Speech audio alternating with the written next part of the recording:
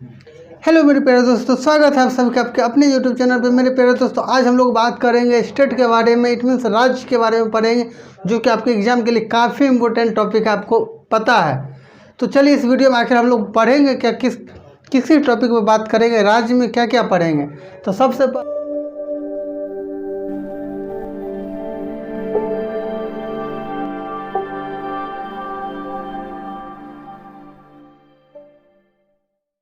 पहले हम जानेंगे, सबसे पहले जानेंगे हम राज्य की परिभाषा कि राज्य की परिभाषा क्या है। उसके बाद जानेंगे राज्य के तत्वों का वर्णन करें, यानी राज्य के तत्व क्या क्या है उसके बारे में जानेंगे। फिर बात करें राज्य का क्या कार्य है, फिर बात करेंगे इसका क्या उद्देश्य है मेरे प्यारे दोस्तों। तो इसलिए आप लोग वीडियो का अंत तक बने रहिएगा। इस सभी क्वेश्चन का कॉन्सेप्ट एकदम आसानी से आपको समझाने की हम कोशिश करते हैं, देखते हैं कि आप समझ पाते हैं कि नहीं। तो चलिए अब हम लोग देखते हैं कि राज्य के बारे में जानते हैं कि राज्य क्या होता है। देखिए सबसे पहले हम देखिए कि राज्य, देखिए यहाँ राज्य का मतलब वो बिहार वाले राज्य की बात नहीं हो रही है। यहाँ राज्य का मतलब होता है पूरा राष्ट्र, पूरा राष्ट्र। देखिए पहले कॉन्सेप्ट को पढ़ते हैं। राज्य, देखिए जैसे कि आप लोग पता होगा कि प्लेटो जो है, प्लेटो राजनीतिक शास्त्र का प्रथम विचारक थे। प्लेटो राजनीतिक शास्त्र का प्रथम विचारक थे। उनका कहना था या उनका कहना है कि मानवीय आवश्यकताओं के लिए मानवीय आवश्यकताओं के कारण राज्य की उत्पत्ति हुई है। मेरे प्यारे दोस्तों, यानी कि प्लेटो जी का कहना था कि जो राज्य का जो उत्पत्ति हुई है मानवीय आवश्यकताओं की पूर्ति के लिए राज्य शब्द का उत्पत्ति हुआ था, या फिर राज्य का उत्पत्ति हुआ था। तो इस राज्य का उत्पत्ति हुआ था। उसके अनुसार राज्य एक अस्थाई संस्था है। किसके अनुसार? तो प्लेटो जी के अनुसार। आपके ऑब्जेक्टिव में भी यहाँ से बनता है कि पूछा जाता है कि किनके अनुसार राज्य अस्थाई संस्था है, तो आप लोग टिक लगा सकते हैं प्लेटो के अनुसार। किसके अनुसार मेरे प्यारे दोस्तों?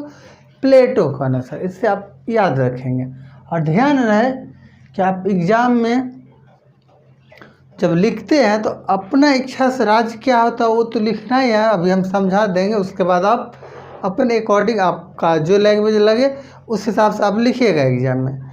लेकिन उसमें कि कुछ महान जो वैज्ञानिक सब हैं उनके अकॉर्डिंग उसने किस तरह से परिभाषित किए थे वो लिखना बहुत ज़रूरी रहता है। इसलिए उसमें से कुछ मेन जो आदमी हैं थे वैज्ञानिक, उनका क्या क्या परिभाषा था वो लेकर के हम आए हैं। देखिए प्लेटो जी का कहना क्या था कि राजनीतिक शास्त्र का पहला विचारक थे, पता है। उनका कहना था कि मानवीय आवश्यकताओं के कारण राज्य की उत्पत्ति हुई है। उनके अनुसार राज्य क्या है? एक अस्थाई संस्था है। ठीक है, चलिए अरस्तु जी के अकॉर्डिंग क्या है? अरस्तु जी, देखिए अरस्तु अपने पुस्तक पॉलिटिक्स में लिखा है कि राज्य परिवारों गांव का एक ऐसा समुदाय है जिसका उद्देश्य पूर्ण और संपन्न जीवन की प्राप्ति है। मेरे प्यारे दोस्तों, अरस्तु जी के अकॉर्डिंग, अरस्तु जी का कहना था कि राज्य जो है गांव और, देखिएगा परिवारों तथा गांव का एक ऐसा समूह है जिसका उद्देश्य, मतलब समूह है जिसका उद्देश्य पूर्ण और संपन्न जीवन की प्राप्ति है। पूर्ण और संपन्न जीवन की प्राप्ति है। संपूर्ण मतलब खुशहाल से भरा हुआ,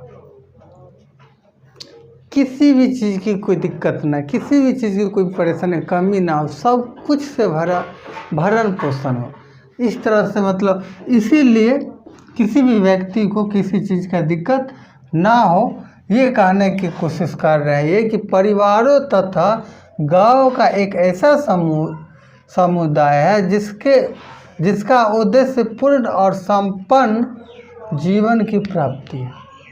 ठीक है मेरे प्यारे दोस्तों, आप समझ गए होंगे क्या अरस्तु जी का क्या कहना है। अब हम बात करते हैं जो कि सबसे मेन होगा कि गार्नर जी के अनुसार,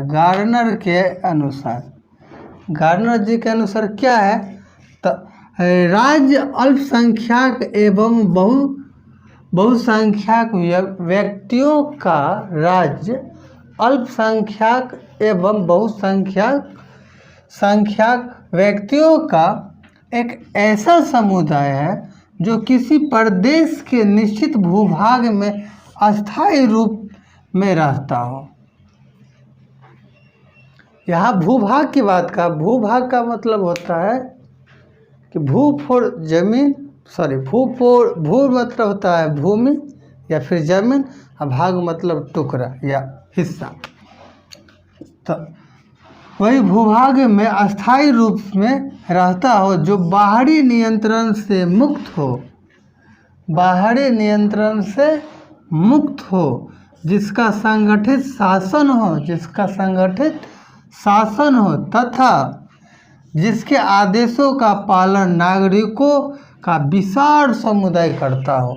इसको आप ऐसे समझ लीजिए कि जैसे भारत हुआ, ये भारत जो है एक प्रकार का नहीं, एक है ही।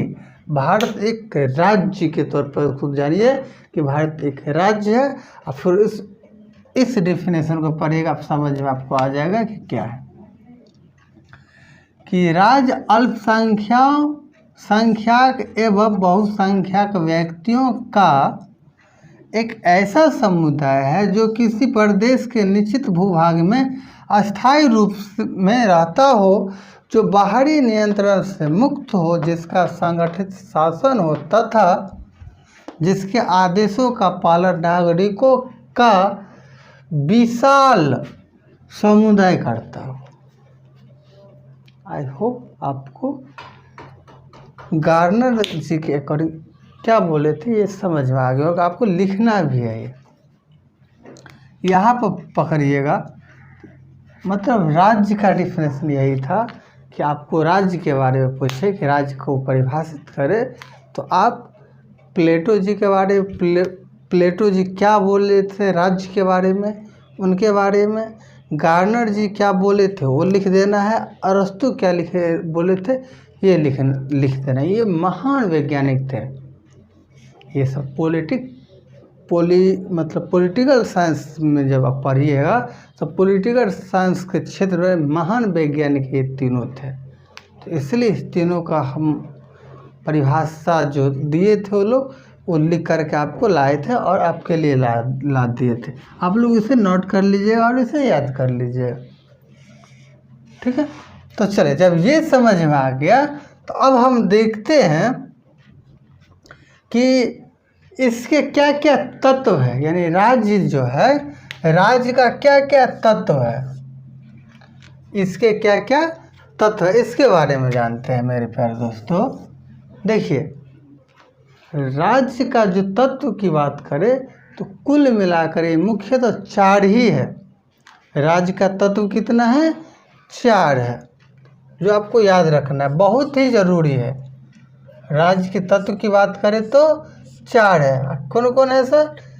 तो पहला है भूभाग, दूसरा है जनसंख्या, तीसरा है सरकार और चौथा है संप्रभुता। देखिए, किसी भी राज्य की कल्पना आप जब तक इन सभी तत्व नहीं हो तो फिर आप राज्य का कल्पना कर ही नहीं सकते। इसमें से एक भी यदि कमी होगा तो फिर वो राज्य नहीं कहलाएगा। ठीक है मेरे प्यारे दोस्तों, समझ में आ रहा होगा कि क्या हम बोल रहे हैं। ये क्लियर है। आप 1 बाय 1 करके हम जानते हैं कि भूभाग क्या होता है, जनसंख्या क्या होता है, सरकार क्या होता है और संप्रभुता क्या होता है। यहाँ पर देखिए, संप्रभुता दो भाग में तोड़ कर हम पढ़ेंगे, या फिर संप्रभुता 2 प्रकार का होता है। एक होता है आंतरिक संप्रभुता, दूसरा होता है बाह्य संप्रभुता। ठीक है, आप जानते हैं कि उसका पहला यानी कि राज्य का जो पहला तत्व है उसके बारे में जानते हैं। राज्य का पहला तत्व देखिए क्या है, भूभाग। क्या है, भूभाग। देखिए भूभाग को जानते हैं,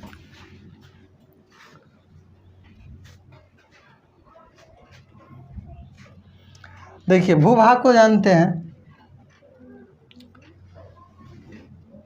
भूभाग जिसको इंग्लिश में बोलेंगे टेरिटोरी, टेरिटोरी, टेरिटोरी के बारे में जानते हैं। भूभाग भूमि राज्य का पहला आवश्यक तत्व है। मेरे प्यारे दोस्तों, भूभाग यानी भूमि, भूमि राज्य का पहला तत्व है और जरूर मतलब आवश्यक तत्व है। कोई भी व्यक्ति बिना भूमि के राज्य की कल्पना नहीं कर सकता। जाहिर बात है, एकदम श्योर है कि कोई भी व्यक्ति बिना जमीन का कैसे कह सकता है कि ये राज्य है कि क्या, बिना भूमि का क्या राज्य का कल्पना कर सकते हैं जी? नहीं कर सकते हैं। तो वही बात कह दिया कि बिना भूमि का कोई भी व्यक्ति बिना भूमि के राज्य की कल्पना नहीं कर सकता। प्रत्येक राज्य के लिए कितनी मात्रा में भूमि हो, इस पर विद्वानों में मतभेद है।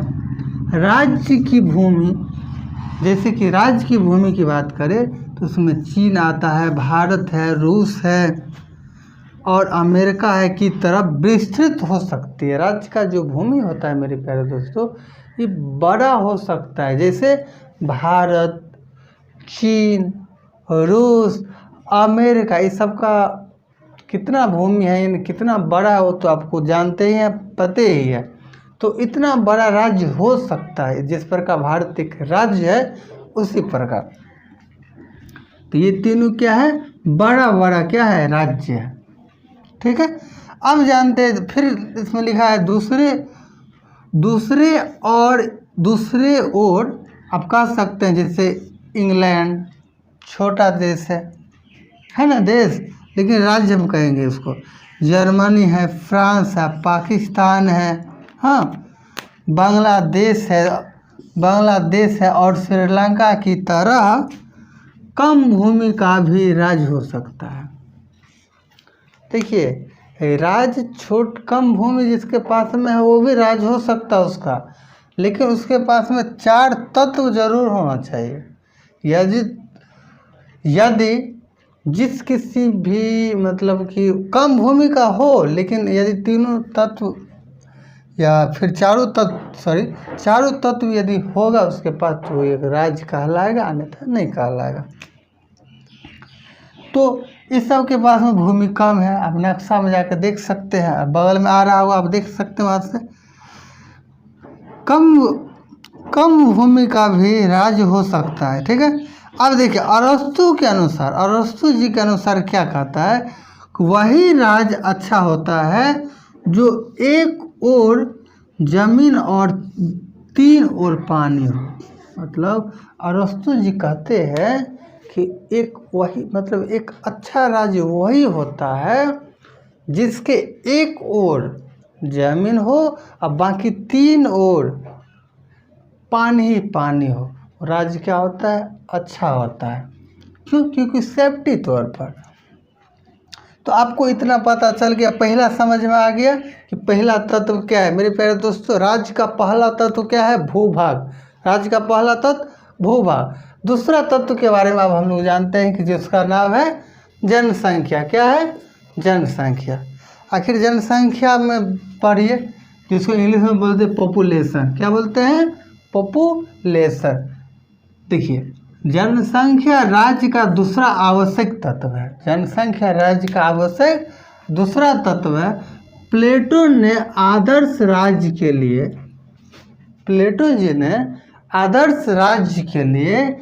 5040 जनसंख्या निर्धारित की है। यानी प्लेटो जी का मत था, कहना था कि एक अच्छा राज्य के लिए 5040 व्यक्ति उस राज्य में यदि है तो काफ़ी है, वो अच्छा राज्य होगा। वो अपने ज़माना में बोले थे, बट अभी हो नहीं सकता उतना। तो अभी हम लोग का गांव में उससे कई गुना ज़्यादा है, 3 गुना 4 गुना मेरे गांव में होगा उतना। समझ में आ रहा? एक गांव में, तो राज्य की बात कर रहे हैं। तो उस समय यूनान के नगर राज्यों में, मतलब उस समय क्या बोलते हैं, प्लेटो जी के समय यूनान के नगर राज्यों की जनसंख्या हजारों से लाखों में सीमित था। यही कारण है कि उस समय की जो जनसंख्या था यूनान में हजारों से लाखों के तो मतलब बीच में था, 1000 से लाखों में था। तो जायज़ बात है कि जब इतना था तो वही 5-5 हज़ार का कर दिया तो कम नहीं किया था, ठीक है था।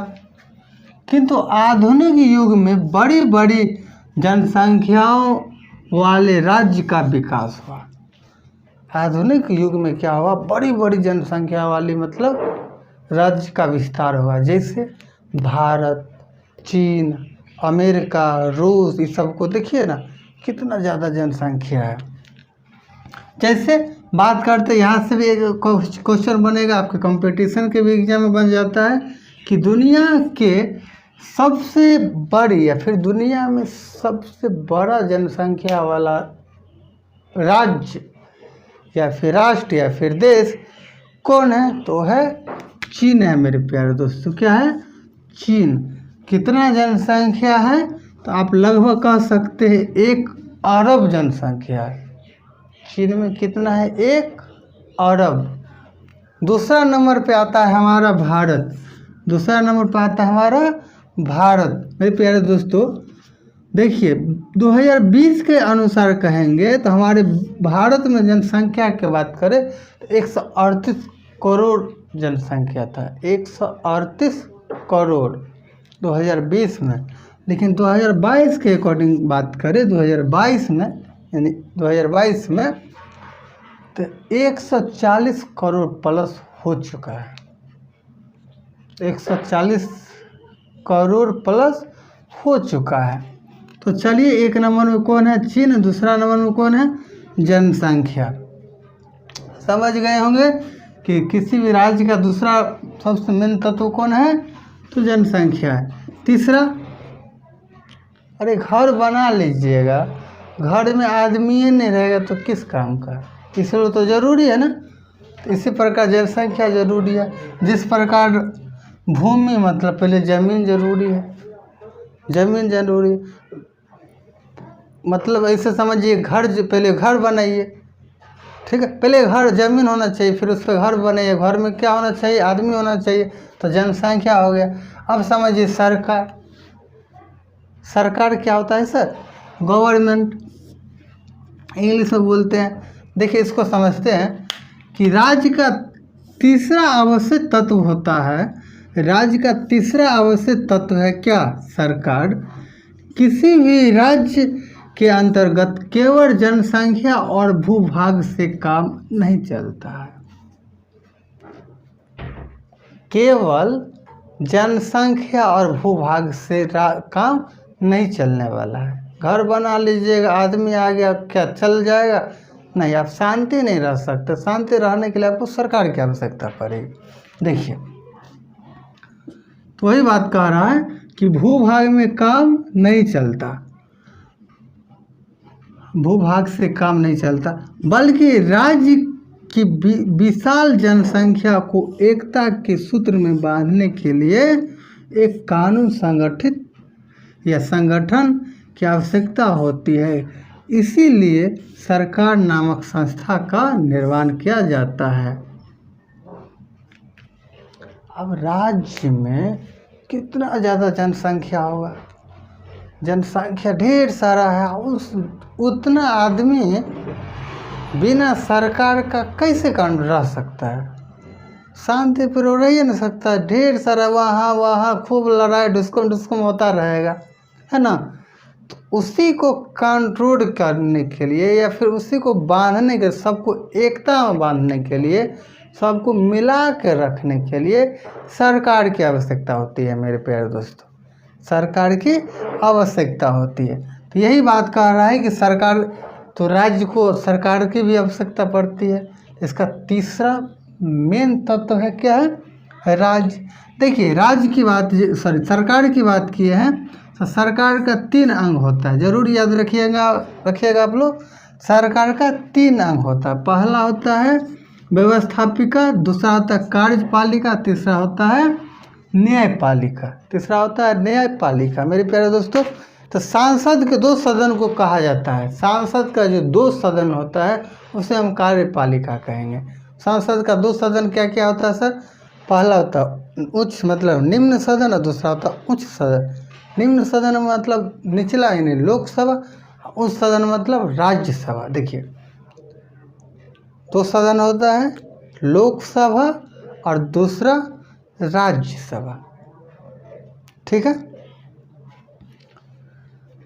लोकसभा और दूसरा राज्यसभा। तो व्यवसाय मतलब व्यवस्थापिका समझ में आ गया। अब हम बात करते हैं कार्यपालिका की। किसकी?